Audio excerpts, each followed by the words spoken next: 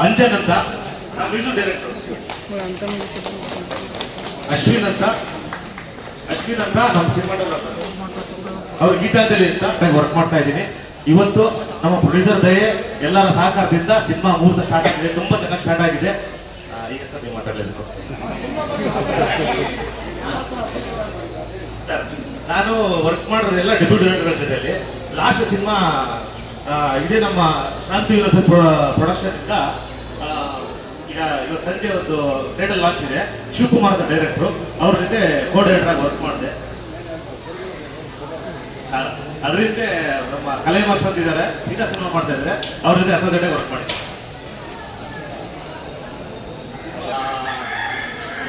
ಏನಂತಂದ್ರೆ ಸಿನಿಮಾದ ಒಂದು ಸಿಂಪಲ್ ಒಂದು ಲೈಫ್ ಸ್ಟೋರಿ ಹೇಳ್ಬಿಡ್ತೀನಿ ನಾನು. ಒಂದು ಮಂಡ್ಯದ ಒಂದು ಲೈಫ್ ಸ್ಟೋರಿ.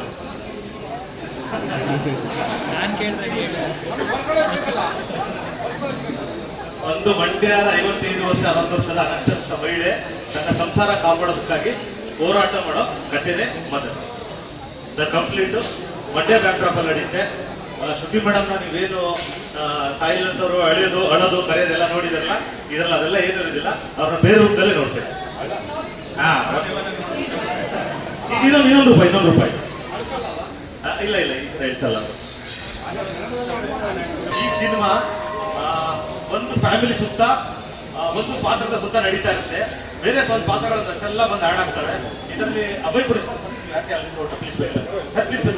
ಇವರು ಮೇಡಮ್ ಪ್ರೊಟಗನಿಸ್ಟ್ ಆಗಿ ಪ್ಲೇ ಮಾಡಿದ್ರೆ, ಇವರು ಸಿನಿಮಾದಲ್ಲಿ ಏನೇ ಇದುವರೆಗೂ ನೋಡಿದರ ರೂಪ ತಾಳಕ್ಕೆ ಇವ ಏನೇ ಕಾರಣ ಸಿನಿಮಾದಲ್ಲಿ. ಸರ್ ಹೇಳಿ ಸರ್. ಕಂಪ್ಲೀಟ್ ಆಗಿ 18 ಇಂದ ಶೂಟಿಂಗ್ ಹೋಗ್ತಾ ಇದ್ದೀವಿ ನಾವು. ಕಂಪ್ಲೀಟ್ಲಿ 35 ದಿನ ಪಾಂಡುಪುರ, ಅರಳುಕುಪ್ಪೆ, ಕ್ಯಾತ್ನಹಳ್ಳಿ, ಆರ್ತಿಪುರ ಈ ಸುತ್ತಮುತ್ತ ಶೂಟಿಂಗ್ ಮಾಡೋಕ್ಕೆ ಪ್ಲಾನ್ ಆಗಿದೆ. 18ರಿಂದ ಆನ್ಸೋರ್ ಹೋಗ್ತಾ ಇದ್ದೀವಿ ನಾವು. ಬೇರೆ ಆರ್ಟಿಸ್ಟ್ಗಳು ಇವರು ಅಭಯ್ ಪುನೀತ್ ಅಂತ, ಇವರು ಮೇನ್ ಆಂಟಾಗನಿಸ್ಟ್ ರೋಲ್ ಪ್ಲೇ ಮಾಡ್ತಾ ಇದ್ದಾರೆ.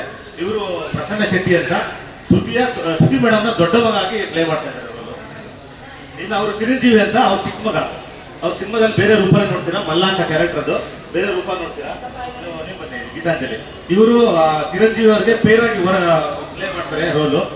ಅರ್ಚನಾ ಹೆಗಡೆ ಶ್ರುತಿ ಮೇಡಮ್ಗೆ ಮೂಗಿ ಮಗಳಾಗಿ ಪ್ಲೇ ಮಾಡ್ತಾರೆ ಕ್ಯಾರೆಕ್ಟರ್ ಅವರು. ಹಿಮಶ್ರೀ ಪ್ರಸನ್ನ ಶೆಟ್ಟಿ ಅವ್ರಿಗೆ ಪೇರ್ ಈ ಸಿನಿಮಾ. ಅದೇ ಸಣ್ಣ ಸಮಸ್ಯೆಗಳು ಇಟ್ಕೊಂಡೆ ಸ್ಕ್ರೀನ್ ಪ್ಲೇ ಮಾಡಿ ಅದಕ್ಕೆ ಕಥೆ ಹೇಳ್ಕೊಳ್ಳೋದು. 175 ಸಿನಿಮಾನ ನಾವು ಕತೆ ಹೇಳಿದಾಗ ಕತೆ ಒಪ್ಪಿಕೊಂಡ್ರು. ನಾನು ಸುಮ್ಮನೆ ಹಂಗೆ ಕೇಳಿದೆ, ಮೇಡಮ್ ನಿಮ್ದು ಎಷ್ಟೇ ಸಿನಿಮಾ ಆಗ್ಬೋದು ಅಂತ ಕೇಳಿದೆ.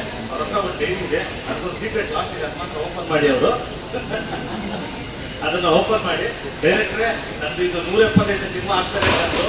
ನನಗೆ ಭಯ ಸ್ಟಾರ್ಟ್ ಆಯ್ತು ಆಗ್ಲಿದ್ದಾನೆ. 175 cinema, sir, Ambareesh sir, tiger Prabhakar sir, Kamal sir ದೊಡ್ಡ ನಾಯಕರಂತೆ ಮಾಡಿರೋ ನಟಿ ನನಗೆ ಅದು ಕಥೆನ ಒಪ್ಪಿ ಕೊಡ್ತಾ ಇದ್ದಾರೆ ಅಂದರೆ ಒಂದು ಕಡೆ ತುಂಬ ಭಯ ಇದೆ. ಮೇಡಮ್ 175 ಸಿನಿಮಾ, ನಿಮ್ಮ ಹೆಸರು ಮತ್ತು 175 ನಂಬರು, ಅದಕ್ಕೆ ಯಾವುದು ಮೋಸ ಆಗದಂಗೆ ನಾವು ಡೈರೆಕ್ಷನ್ ಮಾಡ್ತೀವಿ ಅಂತ ಜೀವನ ಆಗ್ತದೆ. ಸರಿ, ಈಗ ಚಿರಂಜೀವಿ ಅವ್ರ ಬೈಕ್ ಕೊಡ್ತಾ ಇದ್ದೀನಿ, ಅವ್ರಿಗೆ ಸ್ಟಾರ್ಟ್ ಮಾಡಿ. ಚಿರಂಜೀವಿ ಹೇಳಿದೆ, ಸಿನಿಮಾದಲ್ಲಿ ನಾನು ಶ್ರುತಿ ಅಹಮದ್ ಮಗನ್ ಕ್ಯಾರೆಕ್ಟರ್ ಮಾಡ್ತಾ ಇದ್ದೀನಿ. So completely rough and rugged character ಇದು. ಸರ್ ಹೇಳಿದ್ರೆ ಸೀರಿಯಲಲ್ಲೂ ಅದೇ ಕ್ಯಾರೆಕ್ಟರ್, ಇಲ್ಲೂ ಅದೇ ಇರ್ಬೋದಾ ಅಂತ. ಬಟ್ ಆ ಒಂದು ವೇರಿಯೇಷನ್ನೇ ಬೇರೆ. ಅಲ್ಲಿ ಪರಶು ಅನ್ನೋ ಒಂದು ಕ್ಯಾರೆಕ್ಟರ್ ಇದೆ. ಬಟ್ ನಾನು ಇವಾಗ ಹೇಳ್ತಿದ್ದೆ ಅಮ್ಮನ ಹತ್ರ, ಈ ಕ್ಯಾರೆಕ್ಟರ್ ಬಂದಾದ್ಮೇಲೆ ಮಲ್ಲ ಅನ್ನೋ ಕ್ಯಾರೆಕ್ಟರ್ ಫೇಮಸ್ ಆಗಬೇಕು ಅಂತ. ಸೊ ಅಷ್ಟು ರಫ್ ಅಂಡ್ ರಗಡ್ ಕ್ಯಾರೆಕ್ಟರ್ ಇದೆ. ಮತ್ತೆ ಆ ಕ್ಯಾರೆಕ್ಟರ್ದು ಆರ್ಟ್ ವೇರಿಯೇಷನ್ಸ್ ಅಷ್ಟು ನೀಟಾಗಿದೆ. ಸೊ ನಾನು ನೋಟಾಗಿ ನಾನು ಒಬ್ಬದ್ದೇ ಇಲ್ಲ, ಶ್ರುತಿ ಅಹಮದ್ ಆಗಲಿ, ಮತ್ತೆ ಪೊಲೀಸ್ ಕ್ಯಾರೆಕ್ಟರ್ ಆಗಲಿ, ಅಣ್ಣ ಕ್ಯಾರೆಕ್ಟರ್ ಆಗಲಿ, ಪ್ರತಿಯೊಬ್ಬರು ಆರ್ಟ್ ಕೂಡ ಮತ್ತೆ ಸ್ಕ್ರೀನ್ ಪ್ಲೇ ಅಷ್ಟೇ ನೀಟಾಗಿ ಪ್ರೆಸೆಂಟೇಷನ್ ಮಾಡಿದ್ದಾರೆ. ಸೊ ಅಷ್ಟೇ ನೀಟಾಗಿ ಪ್ರೆಸೆಂಟೇಷನ್ ಮಾಡಿದ್ದಾರೆ ನಮ್ಮ ರಾಕೇಶ್ ಸರ್. ಮತ್ತೆ ಅದಕ್ಕೆ ಏನೇನು ಬೇಕು ಮ್ಯಾನೇಜ್ಮೆಂಟ್ ಆಗಲಿ, ನಮ್ಮ ಅಣ್ಣರ ಹತ್ರ ಸತೀಶ್ ಸರ್ ಮತ್ತೆ ಆರ್ತಿ ಮೇಡಮ್ ಅದಕ್ಕೆ ಏನೇನು ಬೇಕು ಎಲ್ಲ ನೀಟಾಗಿ ಒಂದು ಅರೇಂಜ್ಮೆಂಟ್ ಮಾಡ್ಕೊಡ್ತಾ ಇದ್ದಾರೆ. ಸೊ ವೆಲ್ ಪ್ರೆಸೆಂಟೇಷನ್ ಅಂತ ಅನ್ಕೊಂತೀನಿ. ಸ್ಟೋರಿ ತಾಯಿಯಂದಿರು ಲಕ್ಷ್ಮೀ ಸರಸ್ವತಿ ಥರ ಮುಂದೆ ಕೂತಿದ್ದೀರಾ, ನಿಮಗೂ ಧನ್ಯವಾದಗಳು ಬಂದಿರೋದಕ್ಕೆ. ಈಗ ಡೈರೆಕ್ಟ್ ಹೇಳೋದಂಗೆ ಇದು ನಮ್ಮ ಮಂಡ್ಯ ಬ್ಯಾಕ್ಡ್ರಾಪ್ ನಡೆಯೋ ಕಥೆ ಹೇಳೋದ್ರಿಂದ ಜಾಸ್ತಿ ಹೇಳೋಕ್ಕಾಗಲ್ಲ. ನಾನು ಸಂತು ಅನ್ನೋ ಪೊಲೀಸ್ ಕ್ಯಾರೆಕ್ಟರ್ ಪ್ಲೇ ಮಾಡ್ತಾ ಇದ್ದೀನಿ. ಸೊ ಎಲ್ಲರೂ ಮತ್ತು ವಿನೋದನ ನಿಮಗೆ ಪೂರ್ವಕ ವಂದನೆಗಳನ್ನ ನಿಮ್ಗೆ ತುಂಬ ಹಿಂಸೆ ಕೊಟ್ಟಿದ್ದೀನಿ ನಾನು.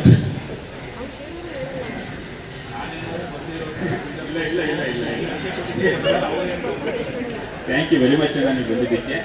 ಸೊ ಆರ್ಸಿ ಸಿನಿಮಾ ಆದಮೇಲೆ ಮುಂದೆ ಮಾತಾಡೋದಿದೆ. Thank you. ಹೆಸರು ಪ್ರಸನ್ನ ಶೆಟ್ಟಿ ಅಂತ.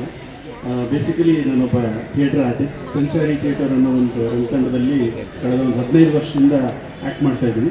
ಹಾಗೆ ಹಲವಾರು ಸೀರಿಯಲ್ಗಳು ಮತ್ತು ಕೆಲವು ಸಿನಿಮಾಗಳಲ್ಲಿ ಕೂಡ ಆ್ಯಕ್ಟ್ ಮಾಡಿದ್ದೀನಿ. ನನ್ನ ಲಾಸ್ಟ್ ಸಿನಿಮಾ ನಿಮ್ಮ ವಸ್ತುಗಳಿಗೆ ನೀವೇ ಜವಾಬ್ದಾರರು ಅಂತ, ಅದರಲ್ಲಿ one of the major role play ಮಾಡಿದ್ದೆ. ಸೊ ಈ ಸಿನಿಮಾ ತುಂಬ ಸ್ಪೆಷಲ್, ಯಾಕಂದರೆ ಶ್ರುತಿ ಮ್ಯಾಮ್ ಜೊತೆ ಒಂದು ಸ್ಕ್ರೀನ್ ಶೇರ್ ಮಾಡೋಕ್ಕೆ ಸಿಕ್ಕಿದೆ. ಆ್ಯಂಡ್ ಇದರಲ್ಲಿ ನಾನು ಸೂರಿ ಅನ್ನೋ ಒಂದು ಅವರ ಮೊದಲನೇ ಮಗನ ಕ್ಯಾರೆಕ್ಟರ್ ಪ್ಲೇ ಮಾಡ್ತಾ ಇದ್ದೀನಿ. ತುಂಬ ಒಬ್ಬ ಸಾಫ್ಟ್ ಹಾರ್ಟೆಡ್ ನೇಚರ್ ಇರುವಂತಹ ಮಗ, ಎಲ್ಲವನ್ನು ಬ್ಯಾಲೆನ್ಸ್ ಮಾಡ್ಕೊಂಡು ಹೋಗುವಂತಹ ಒಂದು ಕ್ಯಾರೆಕ್ಟರ್. ಸರ್ಗೆ ಥ್ಯಾಂಕ್ ಯು ಸೊ ಮಚ್ ಈ ಒಂದು ಅಪರ್ಚುನಿಟಿ ಕೊಟ್ಟು. ಇವತ್ತು ಅವ್ರಿಗೆ ಸ್ಕ್ರೀನ್ ಶೇರ್ ಮಾಡ್ತಾ ಇದ್ದೀನಿ. ತುಂಬ ಖುಷಿ ಇದೆ. ನಮ್ಮ ಶ್ರುತಿ ಮ್ಯಾಮ್ ದೊಡ್ಡ ಫ್ಯಾನ್. ನಮ್ಮ ಇಡೀ ಫ್ಯಾಮಿಲಿ ಮ್ಯಾಮ್ ದೊಡ್ಡ ಫ್ಯಾಮಿಲಿ ಎಲ್ಲ ನಂಗೆ ತುಂಬ ಖುಷಿ ಇದೆ. That is this opportunity I am really extremely grateful. And ನಮ್ಮ producer sir, thank you sir, thank you. ನಮಸ್ಕಾರ. ಬಂದಿರುವಂತಹ ಮಾಧ್ಯಮದವ್ರಿಗೆ ಹಾಗೂ ಹಿರಿಯರಿಗೆ ಥ್ಯಾಂಕ್ ಯು ಸೋ ಮಚ್. ನನ್ನ ಹೆಸರು ಹಿಮಾಶ್ರೀ ಅಂತ. ನಾನು ಮೂಲತಃ ಶಿವಮೊಗ್ಗದ ಹುಡುಗಿ. ಈಗ ಆಲ್ರೆಡಿ ನಾನು 12 ಸಿನಿಮಾ ಮಾಡಿದ್ದೀನಿ. ಅದರಲ್ಲಿ 6 ಸಿನಿಮಾ ನಾನು ಹೀರೋಯಿನ್ ಆಗಿ ಮಾಡಿದ್ದೀನಿ. ಇದು 13ನೇ ಸಿನಿಮಾ ನಂದು. ಅಷ್ಟು ಸಿನಿಮಾಗಳಲ್ಲಿ ನಾನು ಆ್ಯಕ್ಟ್ ಮಾಡಿದ್ರು ನನಗೆ ಬ್ರೇಕ್ ಅಂತ ಸಿಕ್ಕಿದ್ದು ಮಹಾದೇವ ಸಿನಿಮಾದಲ್ಲಿ. ಈಗ ನಾನು ಎಲ್ಲ ಕಡೆ ಮಹಾದೇವ ಹಿಮ ಅಂತ ಫೇಮಸ್ ಆಗಿಬಿಟ್ಟಿದ್ದೀನಿ. ಸೊ ಅದ್ರಲ್ಲಿ ನಾನು ಆ್ಯಕ್ಟ್ ಮಾಡುವಾಗ ಶ್ರುತಿ ಅಮ್ಮ ಅವರು ಆ್ಯಕ್ಟ್ ಮಾಡ್ತಾ ಇದ್ರು. ಆದರೆ ನನಗೆ ಯಾವಾಗಲೂ ಅವ್ರ ಜೊತೆಗೆ ಅಂದರೆ ಸ್ಕ್ರೀನ್ ಶೇರ್ ಮಾಡೋದಕ್ಕಾಗಲಿ ಫೇಸ್ ಟು ಫೇಸ್ ಸಿಕ್ಕಿರಲಿಲ್ಲ. ನಾನು ಹೇಳ್ತಾ ಇದ್ದೆ ನವೀನ್ ಸರ್ ಹತ್ರ, ಸರ್ ನಾನು ಅವರಂದ್ರೆ ನಂಗೆ ತುಂಬ ಇಷ್ಟ, ಸೊ ಅವ್ರ ಜೊತೆಗೆ ಆ್ಯಕ್ಟ್ ಮಾಡಬೇಕಿತ್ತು, ಸಿಗಲಿಲ್ಲ ಅವಕಾಶ ಅಂತ. ಸಿಗುತ್ತೆ ಬಿಡು ಮುಂದೆ ನೋಡುವ ಅಂತ ಹೇಳ್ತಾ ಇದ್ರು. ಅದೇನೋ ಮ್ಯಾನಿಫೆಸ್ಟೇಷನ್ ನಿಜ ಆಗುತ್ತೆ ಅಂತ ಅದು ನಾನು ನಂಬ್ತೀನಿ. ನನ್ನ ಜೀವನದಲ್ಲಿ ಅದು ತುಂಬ ಆಗಿದೆ, ಇದುವರೆಗೂ ಈಗ ಆಗ್ತಾ ಇದೆ. ನಾನು ಶ್ರುತಿ ಅಮ್ಮಗೆ ಅದೇ ಅಂದೆ, ನಾನು ಅನ್ಕೋತಾ ಇದ್ದೆ ಮ್ಯಾಮ್ ಜೊತೆ ಆ್ಯಕ್ಟ್ ಮಾಡಬೇಕು ಅಂತ. ನೋಡಿದ್ರೆ ಸಡನ್ ಆಗಿ ಅಂದರೆ ನಾನು ಇದನ್ನು ಆಡಿಷನ್ ಹೋಗಿ ಸೆಲೆಕ್ಟ್ ಆಗಿರೋದಲ್ಲ, ದಿಢೀರ್ ಅಂತ ಒನ್ ಡೇ ಬ್ಯಾಕ್ ಅಷ್ಟೇ ನನಗೆ ಕಾಲ್ ಬಂತು, ನಾನು ಸೆಲೆಕ್ಟ್ ಆಗಿರೋದು. ಸೊ ಅದರಿಂದ ಇದು ಮಿರಾಕಲ್ ಅಂತಲೇ ನಾನು ಭಾವಿಸ್ತೀನಿ. ಈ ನನಗೆ ಅವಕಾಶ ಕೊಟ್ಟಿರೋಂತಹ ಈ ಮದರ್ ಮೂವಿಗೆ ನನಗೆ ಅವಕಾಶ ಕೊಟ್ಟಿರೋದಕ್ಕೆ ಇಡೀ ತಂಡಕ್ಕೆ ನಾನು ಧನ್ಯವಾದ ಹೇಳ್ತೀನಿ. ಹಾಗೆ ನಿಮ್ಮೆಲ್ಲ ಸಪೋರ್ಟ್ ನಮ್ಮ ಮೂವಿ ಮೇಲೆ ಇರಲಿ. Thank you so much. ನಾನು ಕೂಡ ಇಷ್ಟು ಅಂದರೆ ನನಗೆ ಎಲ್ರಿಗೂ ಗೊತ್ತು ಮೀಡಿಯಾದವ್ರಿಗೆ ನಾನೇನು ಕಮ್ಮಿ ಮಾತಾಡಲ್ಲ ಅಂತ. ಸೊ ಆದರೆ ಇವತ್ತು ನನಗೆ ಮಾತು ಬರ್ತಾ ಇಲ್ಲ ಬಿಕಾಸ್ ಆಫ್ ಮ್ಯಾಮ್. ಹಾಗೆ ಇನ್ನೂ ನನಗೆ 2 ರೆಕ್ಕೆ ಪುಕ್ಕ ಬಂದಿರೋದಂದ್ರೆ ನಮ್ಮ ವಿನೋದ್ ಸರ್ ಬಂದಿರೋದಕ್ಕೆ thank you so much sir.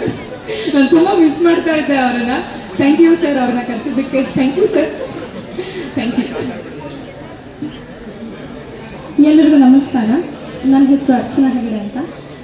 ನಾನು ಮೂಲತಃ ಶಿರ್ಸಿಯ ಹುಡುಗಿ, ರಂಗಭೂಮಿ ಕಲಾವಿದೆ. ಮೈಸೂರಿನಲ್ಲಿ ರಂಗಾಯಣ ಟ್ರಸ್ಟ್ ಮೈಸೂರು ಅಂತ ಒಂದು ತಂಡ ಇದೆ. ಅಲ್ಲಿ ಕಳೆದ ಒಂದು 5 ವರ್ಷದಿಂದ ನಾನು ರಂಗಭೂಮಿಯಲ್ಲಿ ಅಭಿನಯ ಮಾಡ್ತಾ ಬಂದಿದ್ದೇನೆ. ಈಗ ನಾನು ಇದು ನನ್ನ 3ನೇ ಸಿನಿಮಾ. ಹಿಂದೆ ಕೂಡ ಸರ್ ನನಗೆ ಅವರ ಸಿನಿಮಾದಲ್ಲಿ ಅವಕಾಶ ಕೊಟ್ಟಿದ್ದರು. ಮತ್ತೆ ಈ ಸಿನಿಮಾದಲ್ಲಿ ಕರೆದು ಇಲ್ಲ ಒಂದು ಪಾತ್ರ ಇದೆ, ತುಂಬ ವಿಶೇಷವಾದಂತಹ ಪಾತ್ರ ಮಾಡ್ತೀಯಾ ಅಂತ ಕೇಳಿದ್ರು. ತುಂಬ ಖುಷಿ ಆಯಿತು sir. Thank you so much. ನನಗೆ ಒಂದು ತುಂಬ ಸ್ಪೆಷಲ್ ಆಗಿರುವಂಥ ಒಂದು ಕ್ಯಾರೆಕ್ಟರ್ನ ಕೊಟ್ಟಿದ್ದಕ್ಕೆ. ಅಂದ ಹಾಗೆ ಮಾಡುವಂಥ ಒಂದು ಕ್ಯಾರೆಕ್ಟರ್ ಮಾಡಿದ್ದಾರೆ. ಅವ್ರು ನನಗೆ ಹೇಳ್ತಾರೆ ಈ ಥರ ಒಂದು ಸಿನಿಮಾ ಮಾಡ್ತಿದ್ದೀನಿ ಅಂದಾಗ ನಾನು ಎಲ್ಲ ಒಳ್ಳೇದಾಗಲಿ ಅಂತೇಳಿ ಇಮಿಡಿಯೇಟ್ ಫೋನ್ ತೊಗೊಂಡು ನೀವು ಡೈರೆಕ್ಟರ್ ಜೊತೆ ಹೋದಾಗ ನಾನು ಫೋನ್ ಕೊಡಿ ನಾನು ಮಾತಾಡ್ತೀನಿ ಅಂತ ಫೋನಲ್ಲಿ ಸಂಪರ್ಕ ಮಾಡಿ ನಾನು ಮಾತಾಡಿ ಒಳ್ಳೇದಾಗಲಿ. ಆ ಥರ ಒಳ್ಳೆ ಆ್ಯಕ್ಟರು ಭಾಳಷ್ಟು ಆನ್ ಸ್ಕ್ರೀನ್ ಎಷ್ಟು ಚೆನ್ನಾಗಿ ಆ್ಯಕ್ಟ್ ಮಾಡ್ತಾರೆ, ಬಟ್ ಆಫ್ ಸ್ಕ್ರೀನ್ ಅದಕ್ಕೆ 3ರಷ್ಟು ಆ್ಯಕ್ಟ್ ಮಾಡ್ತಾರೆ. ಆ ಆ್ಯಕ್ಟಿಂಗ್ ಎಲ್ಲ ಒಂಚೂರು ಆನ್ ಸ್ಕ್ರೀನು ತೊಂದರೆ ಭಾಳ ಚೆನ್ನಾಗಿರುತ್ತೆ ಅಂತ ನನಗೆ. ಯಾಕಂದರೆ ತೆರೆ ಹಿಂದೆ ಬರಲಿ ಭಾಳಷ್ಟು ಪೊಟೆನ್ಷಿಯಲ್ ಇರುವಂಥ ಒಬ್ಬ ವ್ಯಕ್ತಿ. ಆ್ಯಂಡ್ ಎಲ್ಲ ನಟರು ಎಲ್ರಿಗೂ ಒಳ್ಳೇದಾಗಲಿ, ಮೇನ್ ಹೀರೋಯಿನ್ಸ್ಗಾಗಲಿ ಎಲ್ರಿಗೂ ಒಳ್ಳೇದಾಗಲಿ, ನಿಮ್ಗೆ ಒಳ್ಳೇದಾಗಲಿ. ಬಂದು 35 ವರ್ಷ ಆಯಿತು, ಇನ್ನೂ ಕೆಲಸ ಮಾಡ್ತಾನೆ ಇದ್ದೀನಿ ಅಂದರೆ ಯಾರೋ ನಿರ್ಮಾಪಕರು ನಮಗೆ ಊಟ ಹಾಕ್ತಾರೆ. ಆದರೆ ಆ ಒಬ್ಬ ನಿರ್ಮಾಪಕರು ಈ ಒಂದು ಸಿನಿಮಾಯಿಂದ ಮನೆಗೆ ವಾಪಸ್ ಹೋಗ್ಬಿಡಬಾರ್ದು. ಅವರು ಇನ್ನೂ ಒಂದಿಷ್ಟು ಒಂದು 10-20 ಸಿನಿಮಾಗಳು ಮಾಡಬೇಕು. ಆ ಥರದ್ದು ಒಂದು ಸಿನಿಮಾ ಮಾಡಿ ಆ ಜವಾಬ್ದಾರಿ ನಿಮ್ಮ ಹೆಗಲ ಮೇಲಿದೆ. ನಮ್ಮ ಎಲ್ಲರ ಆ್ಯಕ್ಟಿಂಗ್ ಈ ಸಿನಿಮಾದಲ್ಲಿ ಏನೋ ನಾನು ಸೂಪರಾಗಿ ಆ್ಯಕ್ಟ್ ಮಾಡ್ತಾ ಇದ್ದೀನಿ, ಏನೋ ಹೊಸದಾಗಿ ಕಾಣ್ತಾ ಇದ್ದೀನಿ ಅಂತಂದರೆ ಅದು ನನ್ನ ಪ್ರಯತ್ನ ಅಲ್ಲ, ಅದು ಅವರ ಕಲ್ಪನೆ. ಒಬ್ಬ ಡೈರೆಕ್ಟರ್ ಒಂದು ಶಾರ್ಟ್ನ ಕಟ್ ಅಂತ ಹೇಳೋದೇ ನಾವು ಆ್ಯಕ್ಟಿಂಗ್ ಅವ್ರ ಕಲ್ಪನೆಗೆ ನಾವು ಅವ್ರ ನಿರೀಕ್ಷೆಗೆ ನಾವು ನಿಲ್ತಿದ್ದೀವಿ ಅಂತ. ಅವ್ರು ಕಟ್ಟಿ ಹೇಳಲಿಲ್ಲ ಒನ್ ಮೋರ್ ಅಂದರೆ ಅವ್ರು ಕೇಳೋಷ್ಟು ನಾವು ಆ್ಯಕ್ಟ್ ಮಾಡಬೇಕಾಗಿರೋದು ನಮ್ಮ ಜವಾಬ್ದಾರಿ. ಹಾಗಾಗಿ ನಾನೊಬ್ಬ ಒಳ್ಳೆಯ ಕಲಾವಿದೆ ಅಥವಾ ಒಳ್ಳೆ ಆ್ಯಕ್ಟಿಂಗ್ ಮಾಡಿದ್ದೀನಿ ಅಂದರೆ ಅದನ್ನು ನಿರ್ಧಾರ ಮಾಡೋದೇ ಒಬ್ಬ ನಿರ್ದೇಶಕ.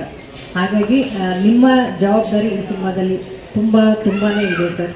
ನಾನು ಫಾರ್ ದ ಫಸ್ಟ್ ಟೈಮ್ ಇಷ್ಟು ಸಿನಿಮಾಗಳಲ್ಲಿ ನಾನು ಯಾವ ಸಿನಿಮಾಗೂ ಕೂಡ ವರ್ಕ್ಶಾಪ್ ಮಾಡಿ ಅಂತ ನಾನು ಕೇಳಿರಲಿಲ್ಲ ಅಥವಾ ನನ್ನನ್ನು ಯಾರೂ ಕೇಳ್ಕೊಂಡು ಬಂದಿರಲಿಲ್ಲ. ಫಾರ್ ದ ಫಸ್ಟ್ ಟೈಮ್ ನಾನು ಡೈರೆಕ್ಟ್ರಿಗೆ ಹೇಳಿದೆ, ಸರ್ ನೀವು ಶೂಟಿಂಗ್ ಹೋಗೋಕ್ಕೆ ಮುಂಚೆ ಈ ಒಂದು ಸಿನಿಮಾಗೆ ವರ್ಕ್ಶಾಪ್ ಮಾಡಲೇಬೇಕು ನೀವು, ಯಾಕಂದರೆ ಸಾಕಷ್ಟು ಹೊಸ ಕಲಾವಿದರಿದ್ದಾರೆ, ಹೊಸ ಹೊಸ ಪಾತ್ರಗಳು ಕೊಡ್ತಾ ಇದ್ದೀರಾ.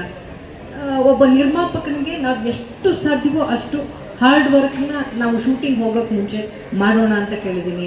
ಎಷ್ಟು ಸರಿ ನಾನು ಅವರು ಒಟ್ಟಿಗೆ ಕೂತ್ಕೊಂಡು ಸ್ಕ್ರಿಪ್ಟನ್ನು ಓದಿದೀವೋ ನಮಗೆ ಗೊತ್ತಿಲ್ಲ. ನಿಮ್ಮೆಲ್ಲರ ಸಹಕಾರ ಇರಲಿ ಅಷ್ಟೆ. ಡೈರೆಕ್ಟ್ರು ಒಂದು ಒಳ್ಳೆ ಸಿನಿಮಾ ಮಾಡಬೇಕು ಅನ್ನುವಂಥ ಒಂದು ತುಡಿತದಲ್ಲಿದ್ದಾರೆ. ನಾನು ಅವರಿಗೆ ಭರವಸೆ ಕೊಡೋದಿಷ್ಟೆ, ಇದುವರೆಗೂ ಕನ್ನಡ ಚಿತ್ರರಂಗದಲ್ಲಿ ಒಳ್ಳೆ ಸಿನಿಮಾ ಸೋತಿರುವಂಥ ಇತಿಹಾಸ ತುಂಬ ಕಡಿಮೆ ಇದೆ ಸರ್.